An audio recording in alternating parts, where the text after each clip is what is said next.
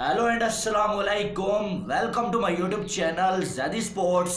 जनाब, इंडिया और ऑस्ट्रेलिया के दरमियान चौथे टेस्ट मैच का आज दूसरे दिन का खेल खत्म हुआ है, जहां पर इंडिया ने नन्ना मुन्ना सा कमबैक किया है। और इसी के हवाले से आज की वीडियो में बात करेंगे। क्या इस मैच को बचाने के लिए इतना काफ़ी था? जीतना तो वो अलग बात है, लेकिन क्या इंडिया इस मैच को बचा सकता है और WTC के फाइनल में क्वालिफाई करने के लिए अब इंडिया के कितने चांसेस बच गए हैं? इसके हवाले से डिटेल के साथ बात करेंगे। और उसके बाद बात करेंगे इस पिच को लेके कि आखिर BCCI ने क्यों अपने पाँव के ऊपर खुद जो वो कल्हाड़ी मार दी है और खुद जो वो इतनी बड़ी गलती की है कि इस गलती का नतीजा ये भी हो सकता है कि इंडिया की टीम WTC के फाइनल से बाहर भी जा सकती है। इसके हवाले से बात करेंगे।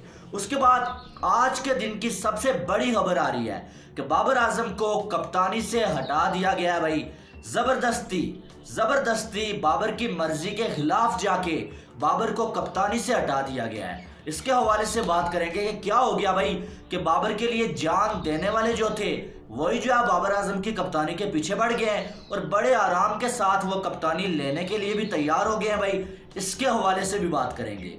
बाकी भी कुछ टॉपिक्स हैं जिनके हवाले से बात करेंगे। आप वीडियो को लाइक करें और चैनल पे अगर आप पहली बार आए तो भाई चैनल को सब्सक्राइब करें ताकि आने वाली तमाम अपडेट्स आप तमाम दोस्तों को बर वक्त मिल सके। तो जनाब, पहली इनिंग्स में बड़ी मुश्किल के साथ जो ऑस्ट्रेलिया की टीम 480 स्कोर बनाने के बाद आउट हुई है। 480 स्कोर। कल के दिन 4 विकेटें थी और आज इंडिया की टीम जो 6 विकेटें लेने में कामयाब हुई है, वो भी आखिरी सेशन में। पहले सेशन में इतनी कुछ विकेटें थी नहीं, लेकिन दूसरे और तीसरे सेशन में आज इंडिया की टीम ने कोई छोटा सा कमबैक किया, ये अगर आप कहें तो कुछ गलत नहीं होगा। और जब इंडिया ने जब ऑस्ट्रेलिया को ऑल आउट किया, जिसमें 6 विकेटें R.Ashwin के खाते में आई हैं और कमाल की Ashwin ने कमाल की बॉलिंग की है, इसमें कोई शक नहीं है। जहां पर उसको हेल्प मिलना शुरू हुआ, बॉल थोड़ा सा भी टर्न होना शुरू हुआ तो Ashwin को हेल्प मिली है और खास करके उसने माइंड का बहुत अच्छा यूज किया है। और आज Ashwin तेज बॉल नहीं कर रहे थे, आज धीमी गति के साथ बॉल कर रहे थे और उसी से कंफ्यूज होकर ऑस्ट्रेलिया के जो बल्लेबाज हैं वो आउट हो रहे थे। अब अगर देखें तो उस्मान ख्वाजा, भाई इसको आउट करना तो मसला कश्मीर बन गया था। यकीन माने आप, 180 स्कोर बनाया भाई इस बंदे ने, ठुक ठुक ठुक लगाई हुई थी। 422 बॉलें खेलनी है, 21 चौके लगाए भाई। आखिरकार जो है वो उस्मान ख्वाजा को फिर जो है वो अक्षर पटेल ने LBW आउट किया और जान जो है वो इंडिया की छूटी है। बाकी आप देखें कि क्या नाम है उसका, कैमरन ग्रीन, क्या कमाल की बैटिंग किया है। 114 स्कोर 170 बॉलों के ऊपर 18 चौके लगाने में कामयाब हुए। और ये भी इन्होंने भी अनाउंस किया है कि भाई ये भी जो है वो आ चुके हैं यहाँ पर खेलने के लिए। और आगे पता है कि आपको IPL भी है, तो ये बंदा बड़ा जो है मैच विनर साबित हो सकता है। बहरहाल बाकी कोई कुछ नहीं कर सका। बाकी नेथन लायन और मर्फी ने आखिर में आके जो है वो बहुत अच्छी पार्टनरशिप लगाई। मर्फी ने जो है वो 41 और नेथन लायन ने 34 स्कोर बनाए। आप यहां से अंदाजा लगा सकते हैं कि ये कैसी पिच थी और कितना बैटिंग के लिए ये इजी पिच थी कि मर्फी और नेथन लायन ने जो है वो इतनी ज्यादा बॉलें खेलनी है। नेथन लायन ने 96 बॉलें खेलनी भाई, 96 बॉलें वो बंदा सर्वाइव कर गया है। और मर्फी की बात करें 61 बॉलों पे 41 स्कोर, और ये थोड़ा तेज बैटिंग कर रहे थे। बाकी इंडिया के स्पिनर तो अच्छे रहे आज के दिन। Ashwin ने 6 विकेटें ली हैं, कमाल की बॉलिंग किया उसने, लेकिन फास्ट बॉलर्स की आज पिटाई हुई है, चाहे वो शमी हो या चाहे वो उमेश यादव हो। उमेश यादव को तो एक ही ओवर में 3 चौके भी लग रहे थे आज, लेकिन जब वो स्पिन बॉलर को थोड़ा लास्ट पे थोड़ा हेल्प मिली है तो उन्होंने फिर वो किया। लेकिन ये पिच आप ये कह सकते हैं भाई कि बॉलर्स के लिए यहाँ पर कुछ नहीं है। बॉलर्स के लिए आपने कबर खोद के रख दिया ना, अगर ये बोला जाए कुछ गलत नहीं होगा। और ये क्या सारा ये क्या सीन था? ये सीन ये था कि ये आपकी जो बैटिंग है ना वो पिछले 3 के 3 मैचेस में फेल होती हुई आ रही है, खास करके टॉप ऑर्डर आपका। और उसी को देखते हुए एक मजबूर हो गया BCCI ऐसी पिच बनाने के लिए। नहीं तो क्या जरूरत थी? आपको मालूम है कि बॉलिंग तो अच्छी हो रही थी, Ashwin अच्छी बॉलिंग कर रहे थे, जडेजा अच्छी कर रहे थे, आपको क्या कोई मसला ही नहीं था। लेकिन आपने जो वो आउटसाइड नॉइस जो है उसका प्रेशर ले लिया, आपने उसका प्रेशर ले लिया। जो आपके इंडिया के लेजेंड्स बातें कर रहे थे ऑस्ट्रेलियन मीडिया जो पिच को लेके बातें कर रहा था, खास करके इंडोर की पिच को लेके जो बातें कर रहे थे ना, उसको देख के बीसीसीआई ने कहीं ना कहीं प्रेशर लिया है भाई, और फिर जो है वो एक ऐसी पिच बना दी जिसमें बॉलर्स के लिए यकीन माने बिल्कुल कुछ नहीं था, और बैटर्स के लिए ये पैराडाइज है, ये अगर कहा जाए कुछ कम नहीं होगा। आप देखें क्या था यहाँ पर, बिल्कुल सीधा सीधा बॉल जा रहा है, ना पेस ना टर्न ना स्पिन ना स्विंग, कुछ था ही नहीं इसके ऊपर, और इतना मजे के साथ वो बैटिंग कर रहे थे। उनके टेल एंडर्स भी आके जो है वो 100 बॉलें खेल रहे हैं, तो आप अंदाजा लगा सकते हैं कि यहाँ पर हम बॉलर्स को दोष दे ही नहीं सकते हैं। रोहित शर्मा आप देखें कि मैच से पहले ये कह रहे थे कि भाई हम जो है वो ये करेंगे वो करेंगे, रैंक टर्नर ही हम बनाएंगे, हमें कोई फर्क नहीं पड़ता। पिच जो इंडोर वाली पिच थी वो हमारी मर्जी की पिच थी, कहते कुछ है लेकिन हो कुछ जाता है, करते कुछ है। आप देखें वर्ल्ड कप में भी ऐसा ही हुआ था कि रोहित शर्मा उससे पहले कह रहे थे कि भाई हमारी अगर 10 स्कोर के ऊपर 3 विकेटें भी गिर जाती हैं, हम अपना खेलने का जो स्टाइल है वो चेंज नहीं करेंगे और हम फेयरलेस खेलेंगे। लेकिन वर्ल्ड कप में आप देख लें कितना स्लो जो है वो पावर प्ले में इंडिया का स्टार्ट होता था, और अब यहाँ पर भी रोहित शर्मा कह रहे थे कि हम जो दोबारा से ऐसी ही पिच बनाएंगे और स्पिन बॉलर को हेल्प मिलेगा, हमें कोई फिक्र ही नहीं है, कोई परवाह ही नहीं है, क्योंकि यहाँ पर स्किल्स का मामला होता है। आपकी स्किल्स अच्छी हैं, अगर आप खेल लेते हैं तो अब आप देखें उससे बिल्कुल ऑपोजिट जो पिच बनाई गई है, इसमें कहीं ना कहीं रोहित शर्मा और राहुल द्रविड़ का भी हाथ था। अब इंडिया की जब बैटिंग आई है तो स्टार्ट तो अच्छा मिल गया है, और ऐसी पिच के ऊपर ऐसा स्टार्ट मिलना जो तयशुदा था, ऐसा स्टार्ट मिलना ही था जैसे इंडिया को स्टार्ट मिला है। खास करके जो शुभमन गिल जैसे बैटिंग कर रहे हैं और रोहित शर्मा जैसे बैटिंग कर रहे हैं, 36 पे कोई आउट नहीं है, रोहित 17 स्कोर बना के बैटिंग कर रहे हैं, 2 चौके लगाए हुए हैं, गिल 18 पे बैटिंग कर रहे हैं, 1 छक्का 1 चौका लगा चुके हैं।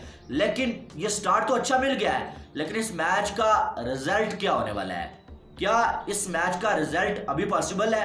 अभी तो पॉसिबल नजर नहीं आ रहा है। हाँ ये है कि कोई एक्स्ट्रा ऑर्डिनरी खेल जाए इंडिया की जानब से, कल के दिन ही इंडिया जब 500 स्कोर बना ले और जब परसों दोबारा से ऑस्ट्रेलिया बैटिंग के लिए आ जाए तो तब कोई रिजल्ट इसका निकलना मुमकिन है। या फिर ये हो जाए कि कल अगर इंडिया जो है वो ऑल आउट हो जाता है जल्दी, खुदा ना करे ऐसा हो, ऑल आउट हो जाता है इंडिया जल्दी अगर, तो फिर ऑस्ट्रेलिया जो है वो सेकंड इनिंग्स में बैटिंग करे या ना करे तो फिर जो है इस मैच का रिजल्ट मुमकिन है। अदरवाइज इसका रिजल्ट मुझे तो मुमकिन नजर नहीं आ रहा है, क्योंकि अब ऑस्ट्रेलिया ने पूरे 2 दिन खेल के 500 स्कोर के करीब बना लिए हैं, 480 स्कोर बना लिए हैं। तो इंडिया तो जब तक 480 स्कोर इंडिया पूरे नहीं करता, इंडिया इनिंग्स को डिक्लेयर तो करने वाला नहीं है। और 480 स्कोर बनाने के लिए आपको कम से कम 2 नहीं तो 1.5 दिन तो चाहिए होंगे, वो भी अगर आप तेज खेलते हैं तो आपको तकरीबन 1.5 दिन जो है जरूरत होगा ये जो 480 स्कोर बनाने के लिए, क्योंकि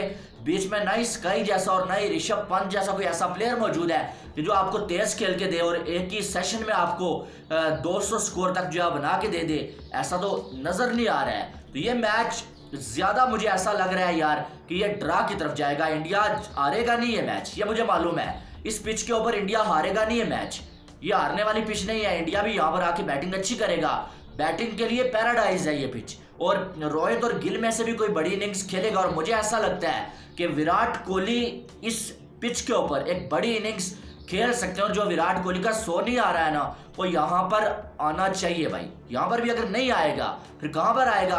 और इंडिया की बैटिंग अगर यहाँ पर भी बड़ा स्कोर नहीं करेगी भाई, कहाँ पर करेगी? जहाँ पर नेथन लाइन आके जो है वो 94 बालें खेल जाता है, मर्फी आके जो है 41 स्कोर बना लेता है, नंबर 10 का जो है वो बॉलर उनका, तो यहाँ पर इंडिया को बैटिंग करनी चाहिए। अगर यहाँ पर भी इंडिया जो है वो नहीं बैटिंग करता तो फिर मेरे ख्याल से फिर कहीं पर भी नहीं करनी है आपने। तो यहाँ पर इंडिया के पास मौका है यार, कम से कम मैच हारने को छोड़े ना जीतो, लेकिन कम से कम इसको ड्रा तो करवा ही सकते हैं आप। तो वो छोड़े, ड्रा होगा नहीं होगा वो अलग बात है, वो आपको परसों या उसके बाद पता चलेगा। लेकिन इंडिया को अपनी पूरी बैटिंग करनी चाहिए और अपना स्कोर लाजमी बनाना चाहिए, 480 तो बनाना चाहिए कम से कम यार।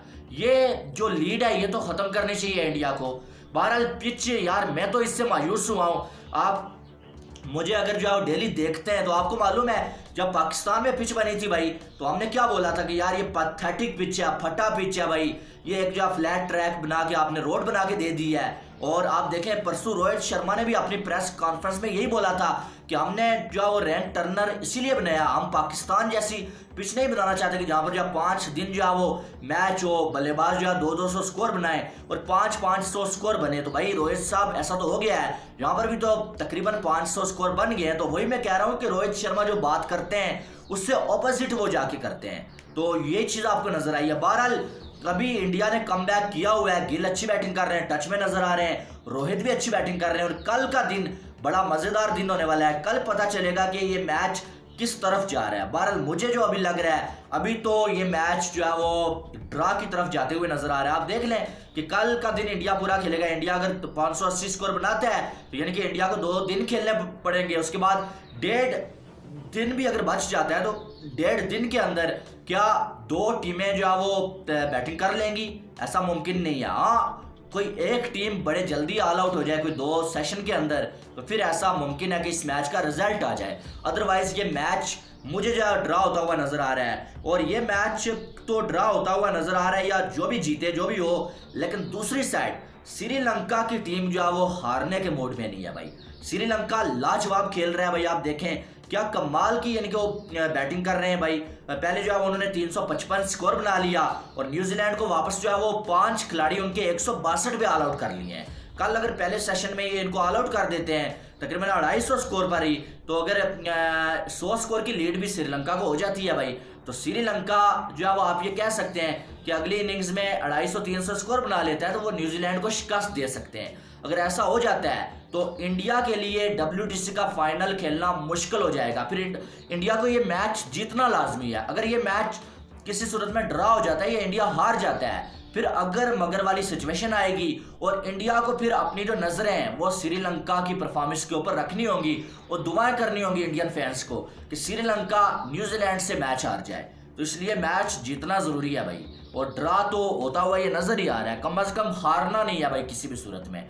बहरहाल इसके बारे में आपकी क्या राय है वो आपने बताना है। क्या ये मैच किस तरफ जाएगा, आपकी क्या प्रेडिक्शन है वो आपने कमेंट बॉक्स में बतानी है। उसके बाद बात करेंगे बाबर आजम के हवाले से। तो ये तो मैं 1 मंथ पहले आपको बोल दिया था, जब सारे लेजेंड्स पाकिस्तान के शाहीन अफरीदी के हक में और बाबर आजम के खिलाफ बातें कर रहे थे, और जब नया बोर्ड आया था यानी कि बोर्ड के नए जो है वो चेयरमैन आए थे, मैंने आपको बोला था अब ये एक ऑपरेशन होगा और ये सारे चेंज होंगे, बाबर आजम, सकलैन मुश्ताक, ये सब चेंज होंगे। वही हुआ कि बाबर आजम को अभी तो ये खबर दी गई है PCB की जानब से कि अफगानिस्तान के खिलाफ जो 3 मैचेस की सीरीज होगी T20 मैचेस की, बाबर और रिजवान को रेस्ट दी गई है और शाहीन अफरीदी जो है वो पाकिस्तान टीम की कप्तानी करेंगे। लेकिन यह खबर तो आपने सुन ही ली होगी, इससे बड़ी खबर मैं आपको देने जा रहा हूँ कि भाई बाबर आजम को मुस्तकिल कप्तानी से हटाया जा रहा है, रिमूव किया जा रहा है बाबर आजम को, बाय बाय टाटा हो गया है कि T20 में आप बाबर आजम आपको कप्तानी करते हुए नजर नहीं आएंगे और शाहीन शाह अफरीदी एक प्रॉपर जो वो कप्तान आपको नजर आएंगे। ये अफगानिस्तान की सीरीज के लिए इनको कप्तान मुकर्रर कर दिया गया, अभी फैसला भी हो चुका है, अनाउंस होना बाकी है। लेकिन जो ही अफगानिस्तान की सीरीज खत्म होगी तो शाहीन अफरीदी पाकिस्तान की T20 के जो है वो परमानेंट कप्तान होंगे। बाबर आजम को आप T20 की कप्तानी नहीं मिलेगी। हाँ, जो ODI का वर्ल्ड कप है जो इंडिया में खेला जाएगा, बाबर आजम उसके कप्तान होंगे और टेस्ट में हो सकता है कि इसके बाद सरफराज को कप्तान बनाया जाए या फिर बाबर ही कप्तान हो। लेकिन T20 में बाबर को एज ए कप्तान रिमूव कर दिया गया जो कि नजर आ रहा था, और यार बहुत सारा क्रिटिसिज्म हो रहा था। और पर्सनली मैं अपनी बात करूं, मैं बाबर आजम की बैटिंग का तो फैन हूं, जैसे वो ODI में खेलते हैं, टेस्ट में खेलते हैं, लेकिन बाबर आजम की कप्तानी का मैं फैन नहीं था। ठीक है, बाबर आजम की कप्तानी मेरे नजदीक माजूरत ही थी यार, सच्ची सी बात है, बात सच्ची करनी चाहिए, यहाँ पर आके झूठ बोलूं तो मकसद नहीं है फिर। ठीक है, कप्तानी माजरत ही थी और वही चीज़ हुई है कि बाबर को कप्तानी से हटा दिया गया है और शाहीन अफरीदी एक अच्छा ऑप्शन मेरी नज़र में था, लेकिन इसको बनाने के लिए तुले भी हुए थे शाहिद अफरीदी, शोएब अख्तर जैसे लोग हर रोज़ आके शाहीन की तारीफें कर रहे होते थे और बाबर को नीचा दिखाने की कोशिश कर रहे होते थे। वो यही चीज़ हमें नजर आ रही थी। तो ये वही शाहीन है जो कह रहा था कि सोचना भी मना है भाई। अब देख लो, अब बोलो कि सोचना भी मना है, अब बताओ ना, अब आप बोलो कि यार मैं तो कप्तान बनने के बारे में सोच भी नहीं सकता। नहीं भाई, अब कप्तानी जिसको जो जॉब मिलती है ना उसका मुंह बंद हो जाता है। यही शाहीन अफरीदी है ना, इसने कहा था सोचना भी मना है, सोच लिया उन्होंने, रोक के दिखाओ उनको। अगर कोई और होता तो शायद तुम ट्वीट कर लेते, किसी और को अगर कप्तान बना रहे होते कि यार ऐसा नहीं होना चाहिए बाबर के साथ, लेकिन कप्तान तो शाहीन अफरीदी को बना रहे हैं। अब ये जनाब आके बोलेंगे सोचना भी मत कि मैं कप्तान बन जाऊं बाबर के होते हुए, नहीं, अब ये बोलेंगे कि सोचना भी मत कि मैं मना कर दूं कप्तानी के लिए। बात तो वही है ना, मैंने कल परसों आपको क्या बोला था, ये जो शान मसूद कह रहे हैं कि बाबर के लिए जान दे सकते हैं, इफ्तिखार कह रहे हैं कि बाबर को क्रिटिसाइज करना गुनाह है भाई, तो इनको एक कप्तानी दी जाए ना अगर, तो यकीन माने ये भूल जाएंगे कि बाबर है कौन। सीधी सी बात है। तो यार मैं कोई बाबर का दुश्मन नहीं हूँ, ठीक है, बाबर का एज अ प्लेयर मैं उसका फैन हूँ, ठीक है। T20 में मुझे उसके स्ट्राइक रेट से मसला था और है और रहेगा। उसको आप मिडिल ऑर्डर में खिला सकते हैं, ओपनिंग में वो T20 में उस तरह से नहीं कर पा रहा, ठीक है। साइम अयूब है आपके पास, हारिस जैसे, फखर जैसे आपके पास बेहतरीन ओपनर मौजूद है जो पावर प्ले को यूटिलाइज कर सकते हैं, तो फिर मैं बाबर को कैसे सपोर्ट करूं कि बाबर को आप ओपनर खिलाएं। बाबर के स्ट्राइक रेट से और बाबर की कप्तानी से मैं मायूस था, सीधी सी बात है, ठीक है। उसको मैंने क्रिटिसाइज किया, लेकिन एक बात मैंने और देखी है कि कुछ लोग बाबर को सिर्फ क्रिटिसाइज नहीं करते हैं, उसे जलील करते हैं। और क्रिटिसिज्म अलग होता है, ठीक है, एक होती है बदतमीजी। कुछ लोग मैंने ऐसे देखे हैं कि उनके यूट्यूब चैनल्स चलते ही बाबर के नाम से, सीधी सी बात है, बाबर के नाम से। यार वो एक खिलाड़ी होने से पहले एक इंसान है, कभी ये ना बोलो कि एक खिलाड़ी होने से पहले बाबर एक इंसान है, ठीक है। तो ये बुग्स, एक होता है क्रिटिसिज्म और एक होता है बुग्स। कुछ लोग हैं वो तो क्रिटिसाइज करते हैं, लेकिन कुछ लोग हैं जो बुक्स रखते हैं, वो बाबर से बदले लेने की कोशिश करते हैं, जानबूझ के अपने व्यूज बढ़ाने के लिए टाइटल में बाबर का नाम यूज करते हैं। मैच इंडिया और ऑस्ट्रेलिया का जारी होता है, मैच न्यूजीलैंड और इंग्लैंड का जारी होता है, लेकिन जब कोई खिलाड़ी सेंचुरी लगा दे, 50 लगा दे, वो अपनी वीडियो में उसकी तारीफ करते हैं और उसकी तारीफ करने के लिए बाबर को जो है वो जलील कर रहे होते हैं। भाई जब उसका मैच ही नहीं है, कोई सीन ही नहीं है उसको तुम अपनी वीडियो में क्यों डाल रहे हो? हर वीडियो में बाबर बाबर बाबर मची होती है, ये मेरे ख्याल से ठीक नहीं है भाई। वो आपका स्टार है तो उसको इतनी इज्जत तो दो यार, ठीक है। आप फैक्ट्स को लेके क्रिटिसाइज करो, मैं भी करता हूँ, शायद मैंने जितना बाबर के स्ट्राइक रेट को लेके या उसकी कप्तानी को लेके क्रिटिसाइज किया, जो उसकी सेल्फिशनेस होती है उसको लेके, इतना शायद किसी ने ना किया हो। लेकिन बात यह है कि हम फैक्ट्स के ऊपर करते हैं। कुछ लोग मैंने देखे हैं, मैच किसी और का होता है, बीच में वो बाबर को सामने रख के उसे रगड़ा लगाने लगते हैं। यार ऐसा मत किया करें, जो भी ऐसा करते हैं। मैंने कुछ लोग देखे हैं कि जो जिनके लाखों में व्यूज आते हैं और उनकी हर वीडियो में बाबर बाबर बाबर मची होती है और सिर्फ बाबर को क्रिटिसाइज किया जाता है, वो अच्छा करे या बुरा करे, चाहे वो जो भी करे, ठीक है। अब ये लास्ट मैच में, ठीक है, पेशावर ज़ल्मी हार गया, 240 चेज हो गए। जैसन राय ने एक बहुत कमाल की इनिंग्स खेल दी, लेकिन उसमें क्या बाबर की क्या गलती थी? मैंने भी बोला था कि यार जब वो 8-10 बॉलें बाबर ने थोड़ा स्लो खेली हैं, ठीक है, उसने स्लो खेल दी है, लेकिन उसे स्कोर भी तो नजर आ रहा था, 200 से ऊपर स्कोर हो चुका था, जो कि इतना इजी काम होता नहीं है चेज होना।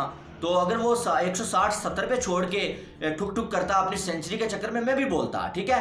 लेकिन वो 240 स्कोर, यार किसी भी सूरत में अगर 240 स्कोर चेज हो जाता है ना, वो आपकी बैटिंग की गलती नहीं होती है, वो आपके बॉलर्स की गलती होती है, ठीक है।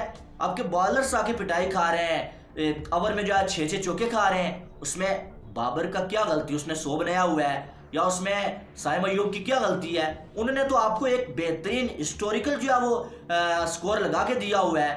तो मैंने तब भी देखा यार, उस बंदे ने जो 115 स्कोर मेरे ख्याल में लगाए थे, तो उस पर फिर भी क्रिटिसाइज कर रहे थे कुछ लोग कि यार बाबर ने टीम को हरा दिया। हालांकि वो तो बॉलिंग ने हराया था, वो अरशद इकबाल तो पता नहीं कौन से थे, उन्होंने जो वो 80-80, 70-70 स्कोर खा लिए थे यार। तो जब ये बात हमेशा आप देखें, मैं यहाँ पर आके वैसे ही जब बाबर को क्रिटिसाइज करने लगूं किसी बिला वजह, तो फिर मुझसे बड़ा जलील इंसान कोई नहीं होगा, ठीक है। और मैं सबको ये बात कह रहा हूँ। तो आप देखेंगे जब 240 स्कोर चेज हो पा रहा है भाई, तो इसका मतलब यह है कि वो आपकी बॉलिंग अच्छी नहीं हुई है, ठीक है। बैटिंग ने तो 240 बनाए हुए थे ना, अब 200 से ऊपर स्कोर चेज हो जाता है तो वो फिर बॉलिंग आपकी अच्छी नहीं होती है, ठीक है। और बिल्कुल क्लूलेस उस दिन बॉलिंग नजर आई थी, तब भी कुछ लोगों ने बाबर को क्रिटिसाइज किया, ठीक है। बहरहाल आपकी क्या राय है इसके हवाले से, वो आपने देना है। मेरी जो राय थी वो मैंने आपके सामने रखी है। बहरहाल ये अच्छा हुआ है कि बाबर आजम खास करके टी20 की कप्तानी से हट गया, क्योंकि बाबर अक्सर अपनी करते हैं। ये ओपनर बाबर आजम टी20 में कभी ना होते अगर बाबर आजम खुद कप्तान ना होते। अब कप्तान है बाबर आजम, वो अपनी चलाते हैं तो ओपनिंग भी करते हैं। जो दूसरा कोई ओपनर अच्छा करता है उसे बाबर आजम टीम में आने नहीं देते थे। कम अज कम ये चीज़ अब नहीं होगी। बहरहाल वीडियो को लाइक करें, चैनल को सब्सक्राइब करें। अब मिलेंगे नेक्स्ट वीडियो में, तब तक के लिए मुझे दीजिए इजाज़त। अपना बहुत सारा ख्याल रखिएगा। लव यू ऑल, अल्लाह हाफिज़।